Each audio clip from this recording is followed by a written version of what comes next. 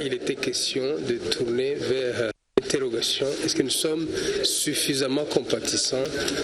Est-ce que nous exprimons suffisamment de compassion par rapport, si vous voulez, aux personnes dans les besoins? Il y a des hommes de foi, des femmes de foi qui travaillent dans l'intégrité, qui sont donc corrects, transparents, mais en même temps qui peuvent combattre la corruption.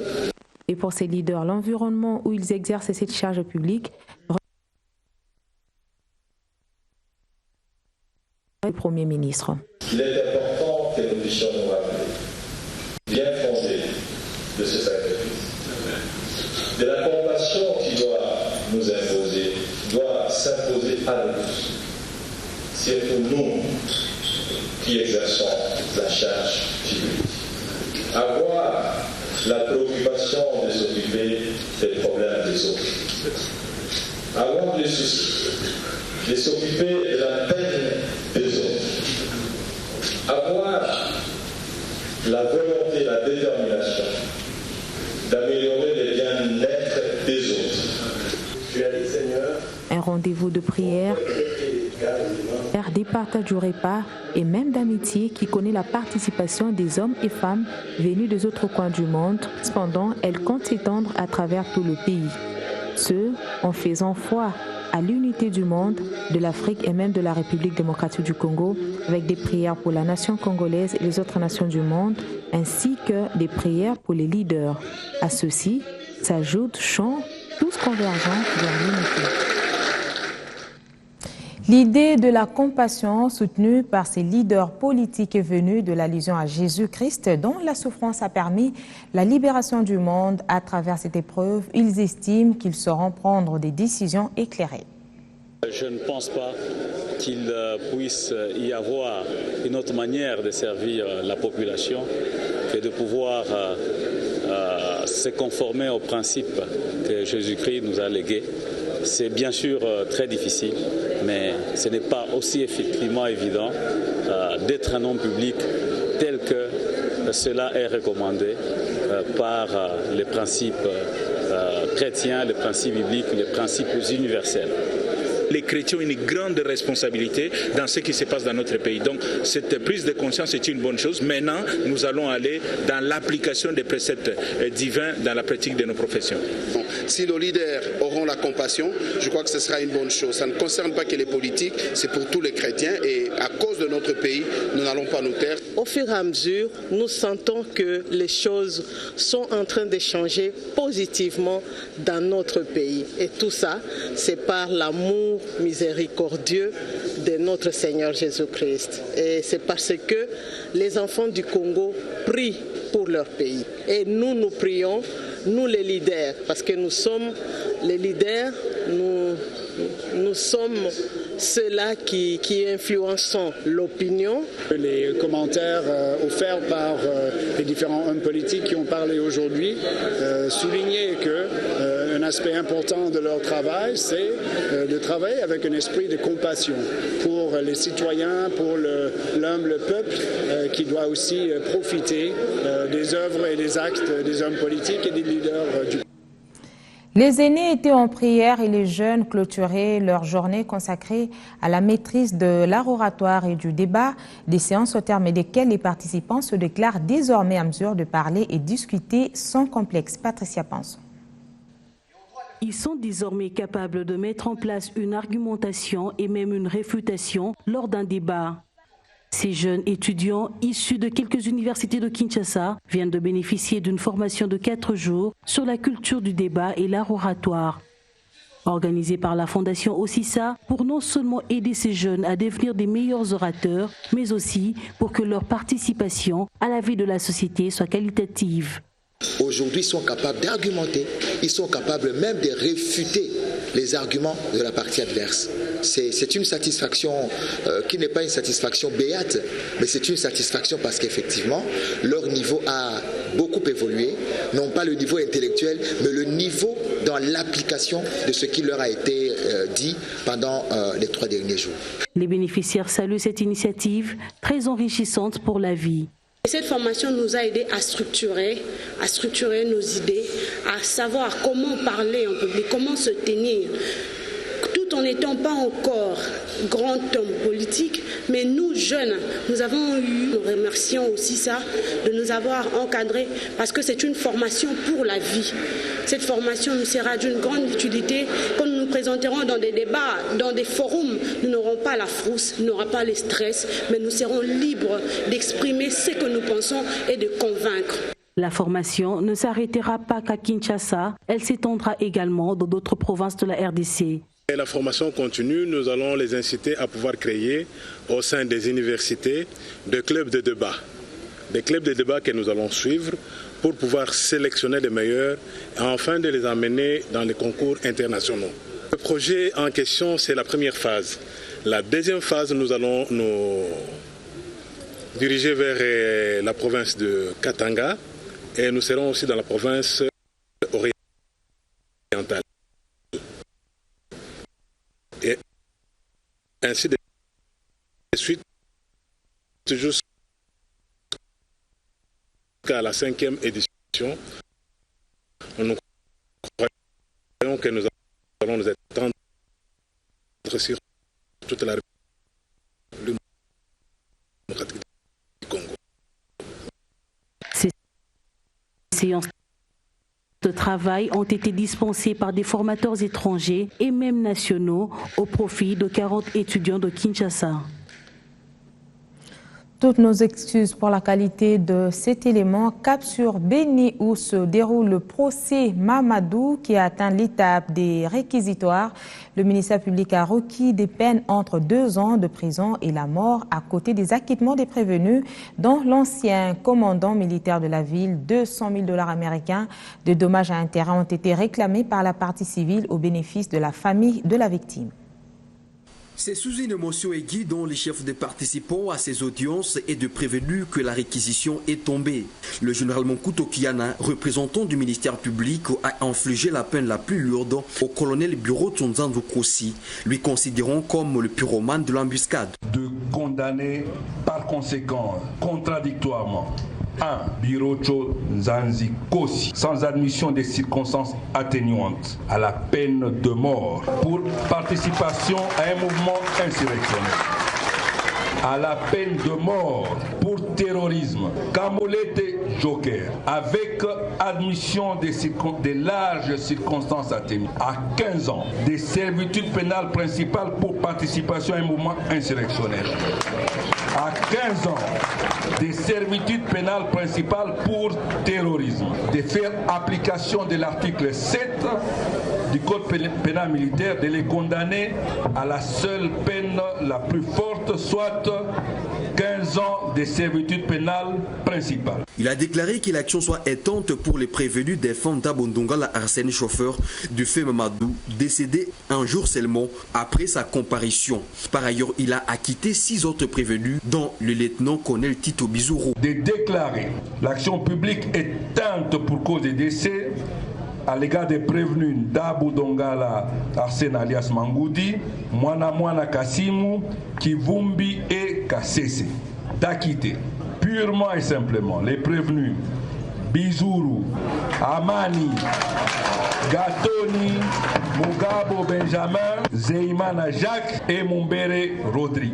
Entre-temps, la partie civile a plaidé au paiement de 200 000 $ américains aux intérêts de la famille de la victime en guise de dommages et intérêts. L'audience suspendue vendredi va répondre le lundi 10 novembre 2014 avec la plaidoirie de la défense et une probabilité de l'arrêt, a indiqué le colonel Joseph Monkako, premier président de la Cour militaire opérationnelle au Nord Kivu. Béni, Erika Smouissi, Biwa. Par ailleurs, des actes de sabotage posés par la population à Béni qui a conduit à la destruction de la statue du chef de l'État et celle de feu Enoch Nyamwisi Mouvingi ont suscité des condamnations aussi bien de la part de la majorité présidentielle que de l'opposition. La majorité qualifie ces sabotages de diversion et l'opposition redoute le pire. Dans une déclaration faite ce samedi à la presse à Goma, Maître Jean-Paul Lumbulumbu, cadre de l'opposition, craint des répercussions sociales à l'issue de ces actes de vandalisme sur la statue de Kabila Kabange et dernièrement sur celle d'Enoch Mouvingi dans la ville de Beni. Autant nous condamnons cet acte de vandalisme contre la statue de Enoch Mouvingi, autant nous condamnons le vandalisme qui a été commis dans la ville de Beni contre la statue du président de la République, chef de l'État, parce que nous pensons que ces genres d'actes sont des actes qui peuvent avoir des répercussions très très graves sur le plan social, voire même sur le plan politique et sécuritaire. C'est pourquoi nous appelons ici le comité urbain de sécurité de la ville de Beni à pouvoir diligenter toutes affaires cessantes des enquêtes pour que la population du Nord Kivu puisse connaître qui sont les auteurs de cet acte de vandalisme. Pour la AMP, s'attaquer à des statues de hautes personnalités, c'est se tromper des cibles par rapport à l'ennemi. Maître Jimmy Ndiali est porte-parole du Bloc uni pour la renaissance du Congo, parti de la AMP. Je comprends que la population soit déçue ou désolée de beaucoup de situations, surtout sur le plan sécuritaire qui se passe à Beni. Mais je ne pense pas que la cible serait la statuette de Nyamwisi Mouvingi ou soit celle du président de la République. Donc je crois que ça c'est une distraction et finalement ça c'est se perdre de repère et perdre la cible. Ce qui se passe dans la ville de Beni se résume selon le président de la jeunesse du Nord Kivu, Guy Kibirando Olé, par l'étonnement. Ce qui m'étonne, c'est de voir que dans la même ville de Beni, on est allé même jusqu'à s'attaquer au monument du fait Enoch Mouvingi. C'est un homme quand même qui a eu à marquer ce pays. Aujourd'hui, s'attaquer à son monument, c'est quelque chose qui m'étonne et je me dis, c'est pas normal. Est-ce que les gens comprennent ce qu'ils font? Celui qui fait ça, c'est quelqu'un qui est comparable à quelqu'un qui irait brûler le livre de l'histoire. Même les membres des regroupements communautaires dénommés Barazalawase fustigent à ces actes de vandalisme qui favorisent l'insécurité dans la partie septentrionale du Nord Kivu et à cet égard, la population est appelée à la vigilance. Le Barazalawase présente ses condoléances les plus attristées aux familles de victimes touchées dans cette situation qui a connu des massacres de masse. Le Barazalawase sollicite l'attention des Congolais sur les faits et les lignes de conduite suivantes. Primo, les Congolaises et Congolais vivant dans la province du Nord Kivu sont invités à la vigilance permanente pour pouvoir dénoncer toute personne suspecte et ennemie de la paix sans pour autant tomber au règlement de compte conformément à la recommandation du chef de l'État lors de son récent séjour à Beni. 2. Il est clair que le recours à la justice populaire est formellement prohibé, car c'est une démarche négative qui ne peut jamais construire la paix.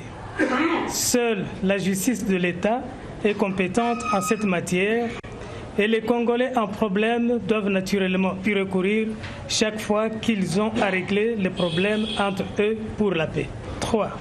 Il est recommandé à chaque citoyen en déplacement de disposer partout de ses pièces d'identité et de déplacement, de peur d'être assimilé aux irréguliers et ennemis. 4. Le Barazalawase condamne toute imputation d'effets d'insécurité ou de massacre à un groupe ethnique, association ou groupe confessionnel, car les faits de sécurité massifs et déplorables sont liés aux circonstances générales dans notre environnement. Du Nord Kivu à l'Équateur, le Haut Commissariat pour les réfugiés se prépare à construire des abris et des structures sanitaires à Zongo pour les Centrafricains installés en RDC suite aux violences qui avaient explosé pendant la crise politique dans leur pays. Près de 16 000 réfugiés de la RCA sont en RDC en attendant d'envisager un rapatriement. Corinne Saboué, notre envoyée spéciale. De 16 000 réfugiés centrafricains ayant fui des affrontements entre les Anti-Balaka et les Seleka depuis l'an dernier sont installés à Molé, à 37 km de Zongo, dans la province de l'Équateur. Le Haut Commissariat des Nations Unies pour les réfugiés, cet organe dans l'objectif de protéger des vies et alléger les souffrances des réfugiés, a mis en place un camp dont la superficie est de 2 km sur 1 pour leur permettre de vivre normalement et en sécurité. Une délégation de journalistes venus de Kinshasa a fait le déplacement à Zongo pour voir dans quelles conditions vivent ces personnes qui ont choisi la RDC comme seconde patrie. En croire Ursula Djetam, chef de bureau du HCR Zongo, 250 abris semi-durables seront construits afin de permettre aux réfugiés de vivre dans de bonnes conditions. Dans ce camp, outils, salle d'informatique, école, centre de santé et un atelier de construction dont les réfugiés sont eux-mêmes des maçons. Ajouté à ceci, une équipe de capoeira a également été mise en place par le HCR pour permettre aux réfugiés de se détendre et d'apaiser leur morale dérangée par les affrontements. Il faut noter que le HCR a construit des écoles et des centres de santé à Worobe et à Wango qui profitent tant aux réfugiés qu'aux autochtones. Découvrons à présent cette 3e édition du concours d'orthographe dénommé Orthographie, ouverte hier à Kinshasa après les 2 premières qui avaient eu lieu en Belgique. Des élèves de certaines écoles de la capitale vont y participer. Après l'organisation des 2 premières éditions en Belgique, Orthographique s'invite en République démocratique du Congo. Loin d'être un concours élitiste, les organisateurs se fixent plusieurs objectifs, entre autres inciter les jeunes à aimer les mots et la lecture. L'originalité du concept est d'éviter l'écueil de la dictée en pariant sur l'oral. Un concours d'épellation des mots, il ne s'agit pas d'édicter, nous épellons les mots et chaque mot vient du texte d'un auteur africain. Chaque école qui participe met à notre disposition une salle de classe et un professeur de français qui est membre de l'équipe orthographique qui est en fait le coach. Et nous, l'équipe organisationnelle, nous remettons à chaque professeur un dictionnaire et des supports pédagogiques sur les thématiques des mots à prendre. L'objectif, c'est chercher l'émulation, donner du rêve aux enfants, mais surtout le plus important, qu'ils apprennent à bien écrire, à bien épeler. Belle initiative, la première journée du lancement du dit concours, a d'ores et déjà donné les premières couleurs. Ouverture, O, oui. U, V, E, R, E, U, R, E. Concours, C, O, N, C, O, U, R, S. Francophonie, F, R, A, N, C, O, C, H, I, E. C'est donc un défi que les concouristes entendent bien relever, tout en saluant l'initiative. Je me sens joyeuse de participer à ces concours. C'est vraiment une belle initiative. Cette compétition peut nous aider à se récapituler moralement, physiquement et intérieurement. On connaîtra les expressions littéraires des auteurs africains, on connaîtra le vocabulaire nécessaire pour qu'on arrive à accroître nos niveaux intellectuels. Je n'ai jamais rencontré de pareilles opportunités. Quand j'ai entendu qu'il y a le concours d'orthographe, j'ai dit à maman qu'elle puisse m'inscrire. La maman m'a dit c'est impossible. Mais j'ai dit à papa a cherché un moyen pour causer avec la sœur jusqu'à ce que la sœur revienne m'inscrire pour que nous puissions faire les concours d'orthographie. Ça nous aide à connaître des mots qu'on ne connaît pas et ça nous aide à bien prononcer les mots et à développer notre mémoire. Le logo de la compétition a été donné par la vice-ministre de l'EPSP en présence de quelques autorités. Les préliminaires se dérouleront dans les écoles sélectionnées et la grande finale est prévue pour le mois d'avril 2015. Quand la littérature rencontre les auteurs africains, le résultat est tout simplement l'orthographique. Fin de ce journal, Madame, Monsieur, merci de rester avec nous.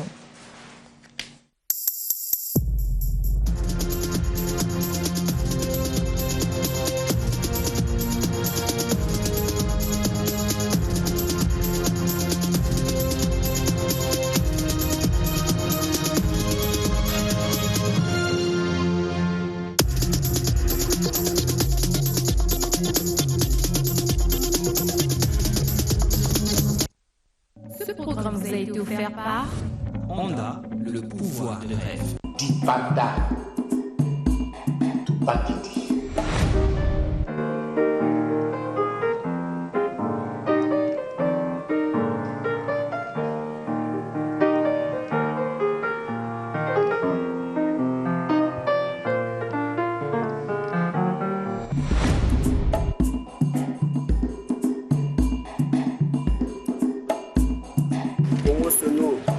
Soyons unis et forts.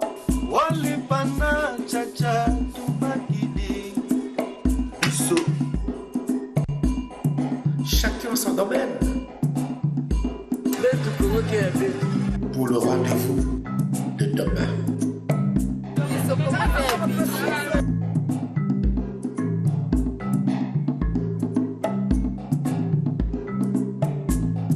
Le Congo, c'est nous. Et en Swahili maintenant, dis-moi, on dit quoi? En Swahili, Congo n'y est tout. Le Fumula. Le Fumula. Restons nos fronts, longtemps groupés, et soyons fiers d'être Congolais. Fierté, dignité, oh omna.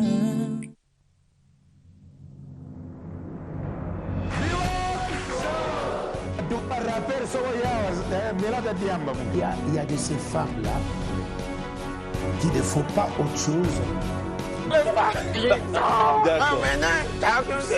les gars, vous avez un petit truc et astuce.